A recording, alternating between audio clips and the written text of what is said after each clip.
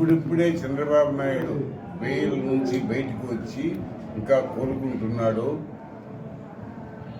ఇప్పుడుండే ప్రభుత్వం అతి కిరాతకంగా చంద్రబాబు నాయుడిని జైల్లో పెట్టి వేధించి 73 ఏళ్ల వయస్సు కలిగిన చంద్రబాబు నాయుడిని అన్ని రకాల ఇబ్బందులు పెట్టినారు.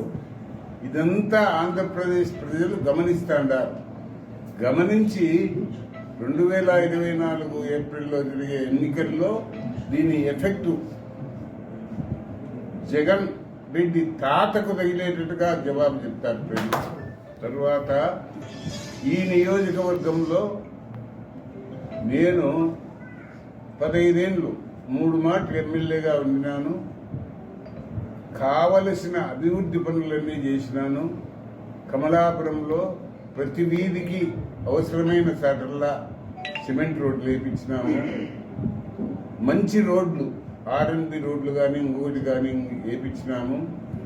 నేను పట్టుబట్టి చంద్రబాబు నాయుడు వీలు కాదన్నా కానీ లేదు సార్, మీరు రావాల్సిందే మా పాపాగ్ని నది మీద, పెన్నా పాపాగ్ని నది మీద ఖచ్చితంగా మీరు మాకు బ్రిడ్జి శాంక్షన్ చేయాలా అని చెప్పి పట్టుబట్టి 35 కిలోమీటర్ల దూరం కలిసి వచ్చింది ఆ బ్రిడ్జి వచ్చిన దానివల్ల.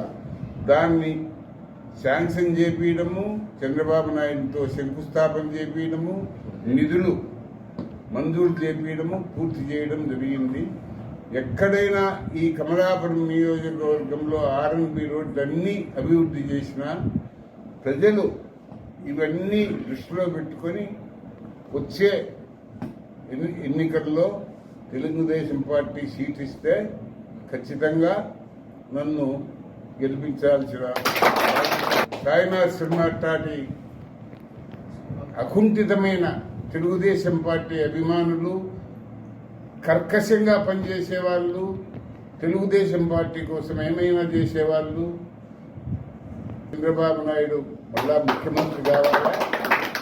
చంద్రబాబు నాయుడు ముఖ్యమంత్రి కావాలంటే ప్రతి సీటు మనకు ప్రతిష్టాకరంగా తీసుకోవాలా?